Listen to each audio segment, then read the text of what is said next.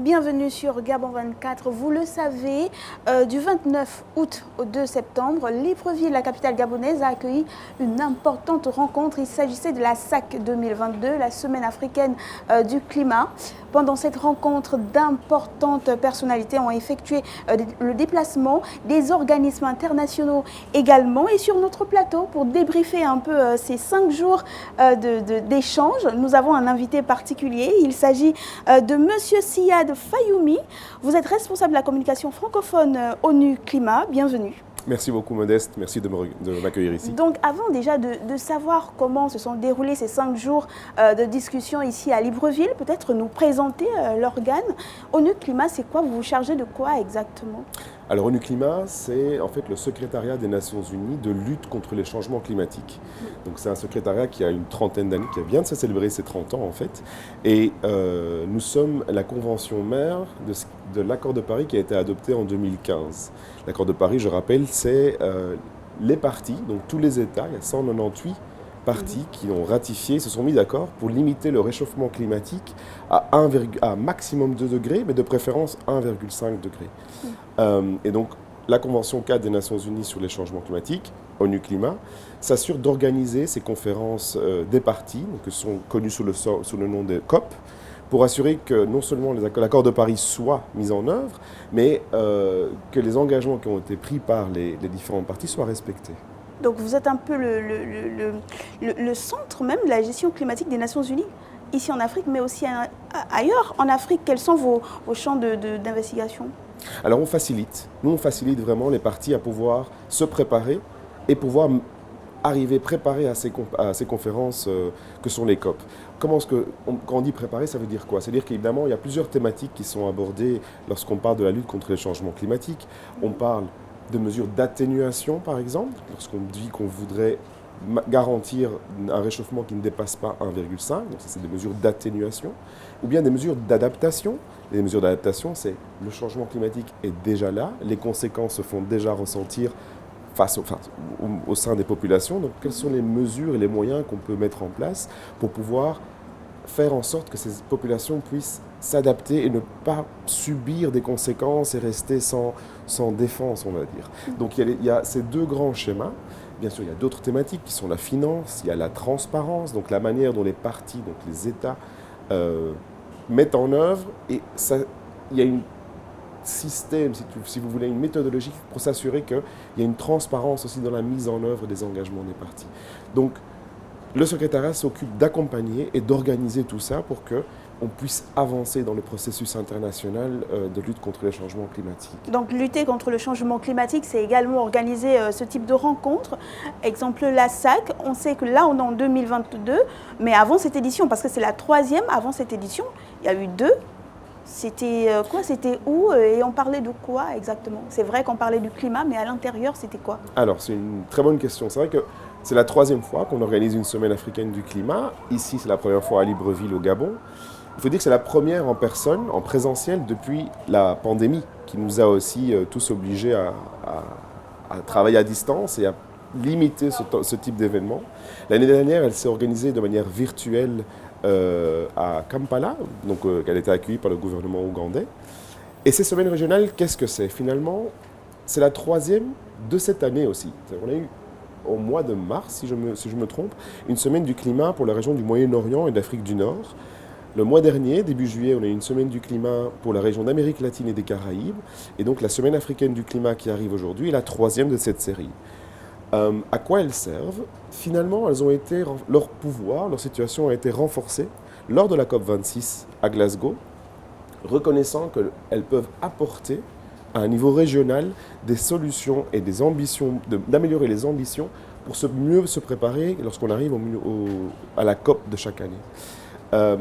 C'est très important aussi parce que c'est à ce niveau-là, quand on est au niveau régional, continental, que finalement les participants, la société civile, on parle évidemment d'organisation de femmes, d'organisation de jeunes, mais également les entreprises. Donc il y a également, chacun a son rôle à jouer et c'est très important que chacun puisse se rendre compte qu'il y a les négociations, le processus officiel avec les gouvernements, mais qu'il y a également une part de responsabilité qui incombe ou en tout cas d'action climatique qui est déjà mise en œuvre par la société civile, qui n'attend pas que les négociations puissent avancer pour pouvoir déjà s'adapter ou pour pouvoir déjà faire en sorte de protéger notre planète. Donc, ce genre d'échange ce genre de conférence permet un échange entre tous ces différents acteurs pour pouvoir peut-être non seulement faire des échanges d'expériences, mais tout le côté informel qui se passe en supplément au programme officiel est d'une importance cruciale, sincèrement d'une importance cruciale. Et on ne peut s'en rendre compte que lorsqu'on est vraiment sur le terrain. Donc je pense que ONU Climat, ses partenaires, on organise ça évidemment avec les partenaires de l'ONU, que sont le PNUD, que sont l'Union africaine, le groupe de la Banque mondiale, mais également des partenaires régionaux comme le groupe de la Banque africaine de développement, en effet.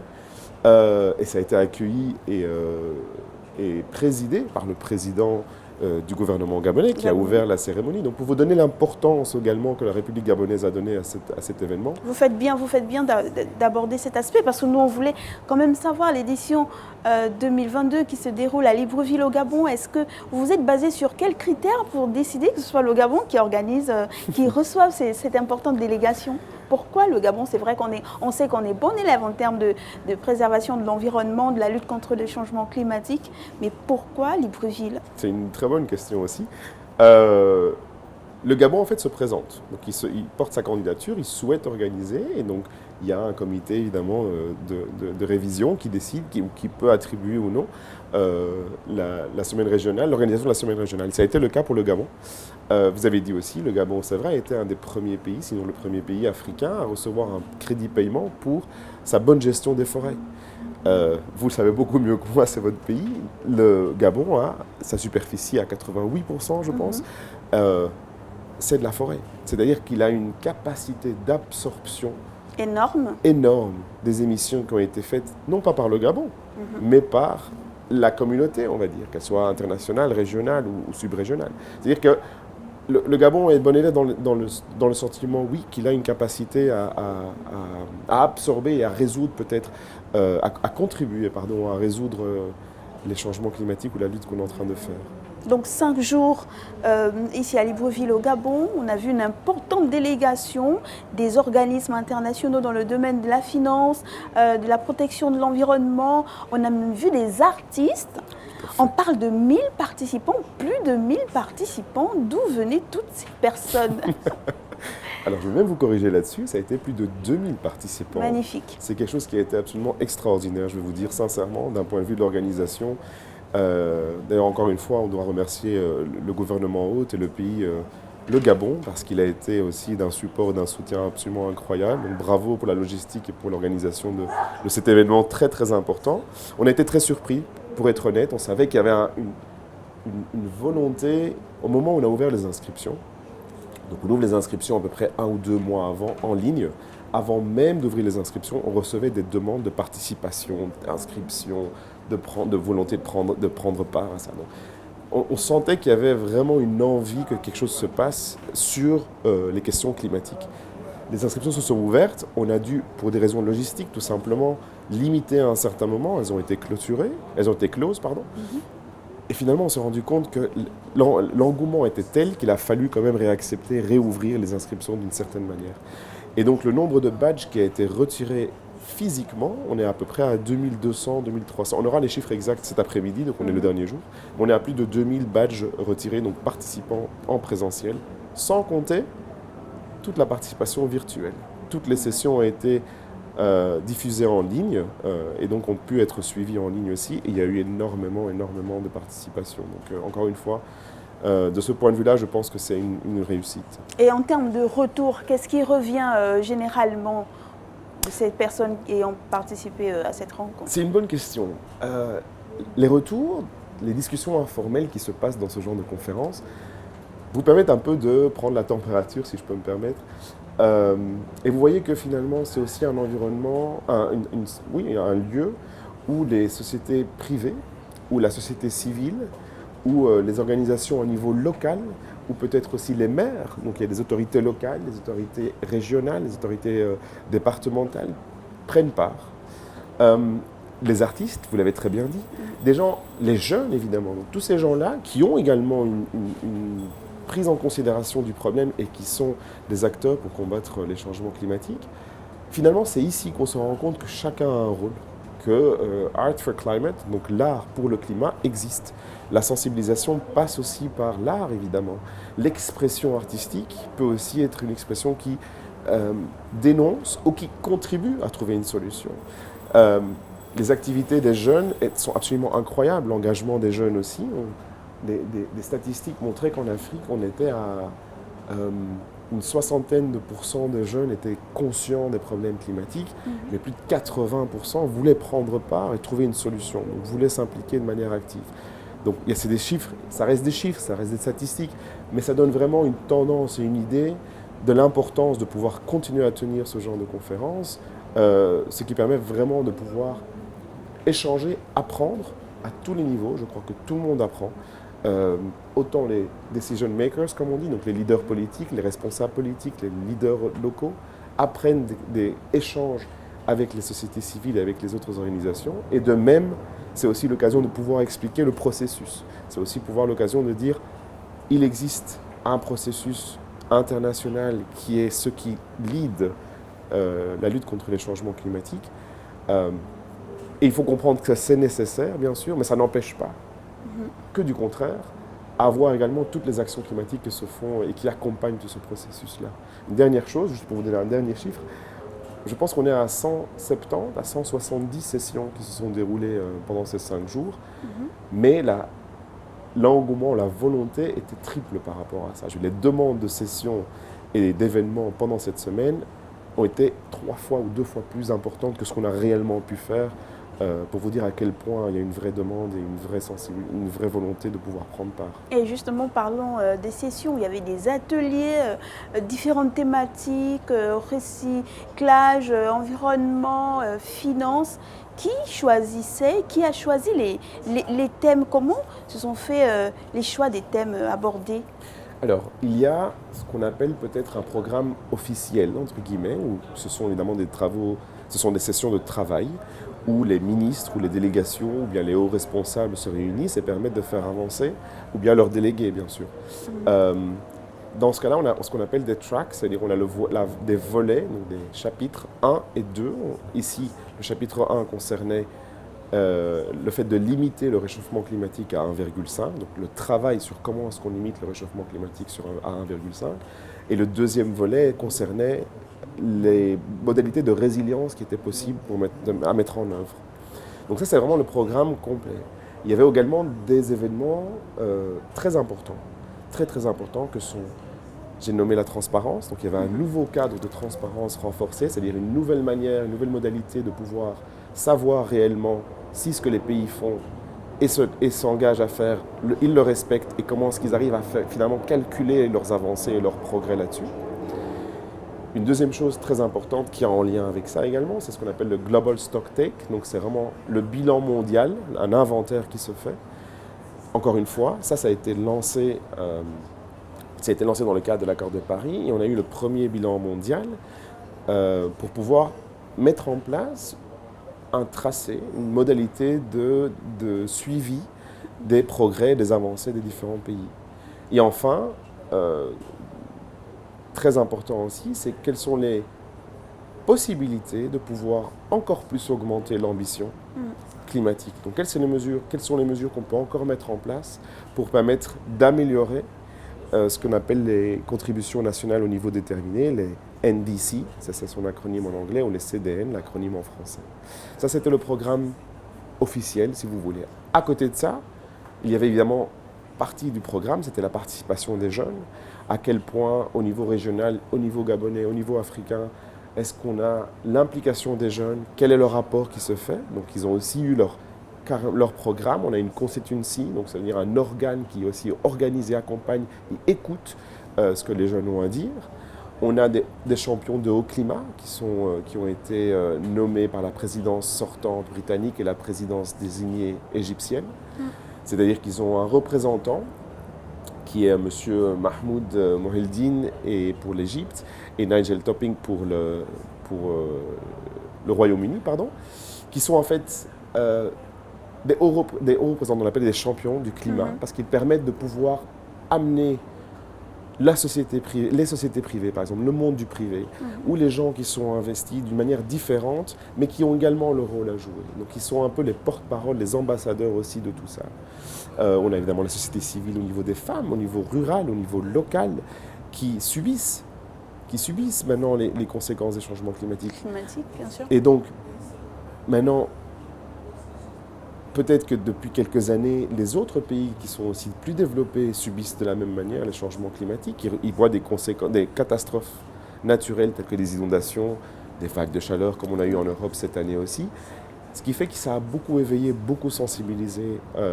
Les gens se sont rendus compte que ça touche absolument tout le monde. Et comment vous avez jugé la participation de la partie gabonaise? Est-ce que vous avez senti que la population gabonaise, les organisations gabonaises étaient intéressées par ce qui se passait pendant cette semaine? C'est une bonne question et je pense que vous avez joué un rôle très très important, vous les médias en fait.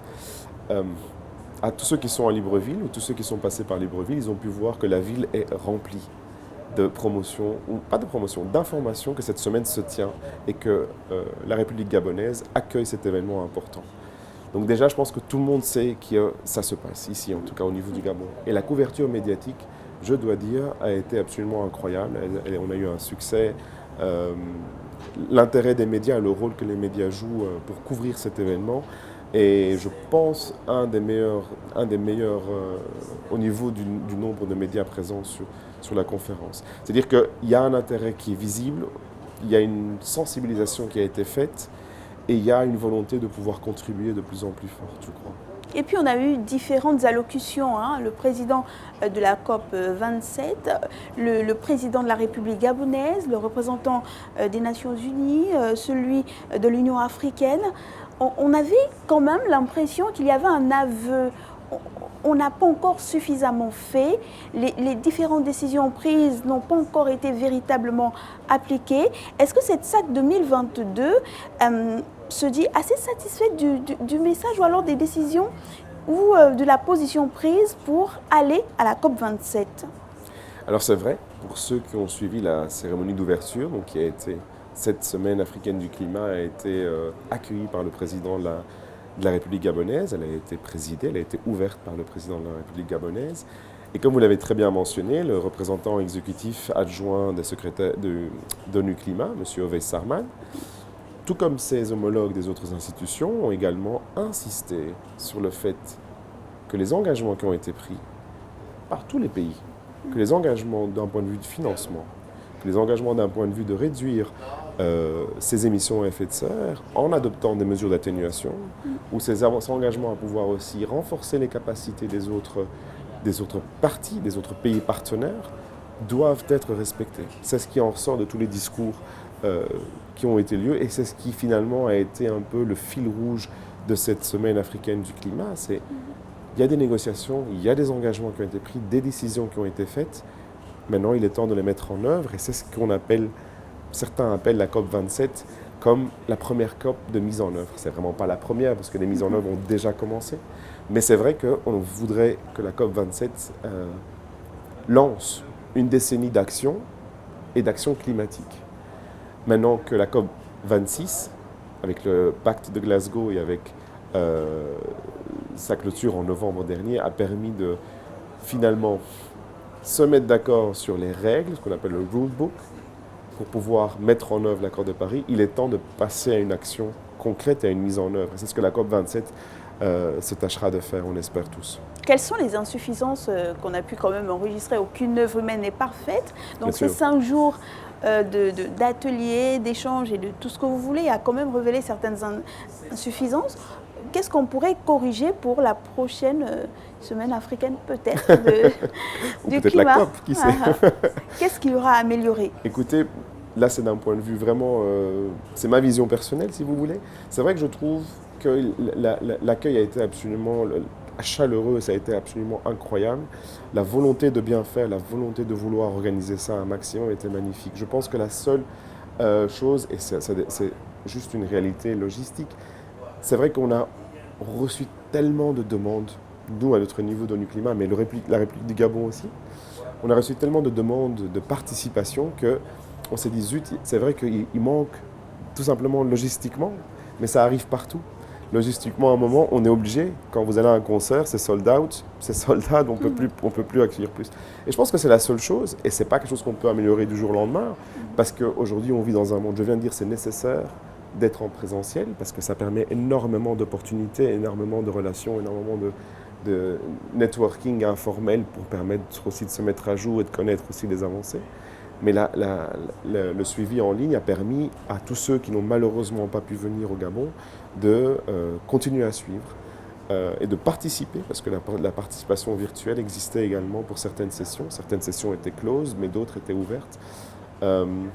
Donc voilà, honnêtement, je pense qu'il y a toujours quelque chose non pas améliorer, mais à reprendre en considération, à transformer, à voir qu'est-ce qu'on peut éventuellement changer pour permettre que ce soit plus smooth. Mais je pense qu'en général, ça serait bien d'avoir un vrai débrief là-dessus, mais c'était très positif.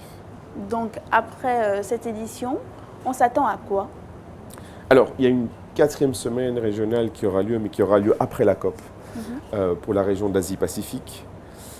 On s'attend avant ça à la COP à ce que les semaines régionales, ensemble, puissent arriver à Sharm el-Sheikh en Égypte pour la COP 27, avec des recommandations, avec leurs propres inputs, avec leurs propres commentaires, avec leurs propres analyses de tous les travaux qui ont été faits. Une dernière chose aussi, par exemple, c'est vrai que cette semaine-ci, on avait le vice-président du Conseil national climat de République dominicaine qui avait été invité à prendre part à la Semaine africaine du climat. Pourquoi? Parce qu'il y a un mois et demi, comme je vous ai dit, la semaine d'Amérique latine et des Caraïbes s'était tenue en République dominicaine. Donc on voit déjà l'échange et l'importance de pouvoir continuer à collaborer entre régions pour pouvoir arriver à une COP27 de manière assurée et bien préparée. Quels sont les challenges de l'ONU climat ici en Afrique? Alors nous sommes, le secrétariat est basé en Allemagne, à Bonn.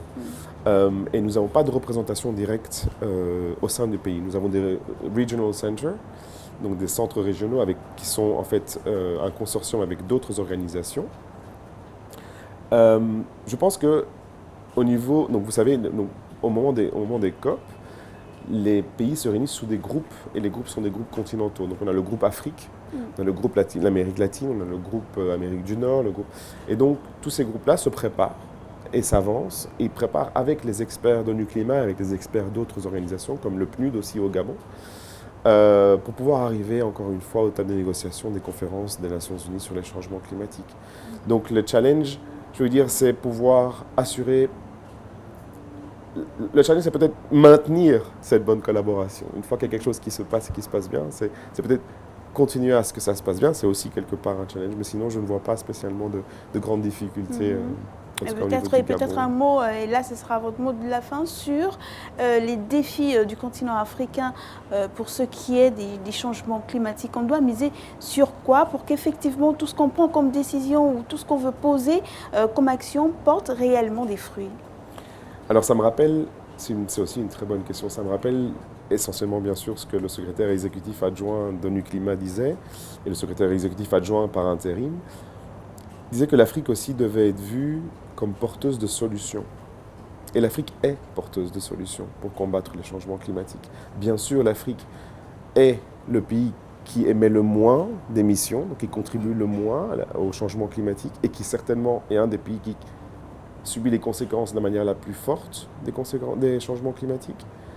Mais l'Afrique est également un potentiel de solutions qui est très très bonne à prendre en considération. Donc, tel que nos deux secrétaires exécutifs ont mentionné, c'est très, très important de se dire que l'Afrique a un vrai rôle à jouer dans la lutte contre les changements climatiques et un rôle positif, un rôle très positif. Merci beaucoup, Monsieur Siyad Fayoumi. Je rappelle que vous êtes chargé de la communication francophone pour ONU Climat. Vous êtes sur notre plateau parce que c'est cet organe qui était au cœur même de l'organisation de cette SAC 2022, qui est la 3e édition. Merci d'avoir répondu à nos questions. Merci à vous, Modeste. On se donne rendez-vous certainement très bientôt. 5 jours d'échange ici à Libreville, au Gabon, pour parler du changement climatique, parce que l'heure est grave. Il faut trouver des solutions urgentes, mais surtout durables. On se donne rendez-vous pour la COP 27 en Égypte, la COP africaine, pour peut-être déjà passer à l'action. Merci de nous avoir suivis. Quant à moi, je vous dis modestement au revoir et à très bientôt sur nos antennes.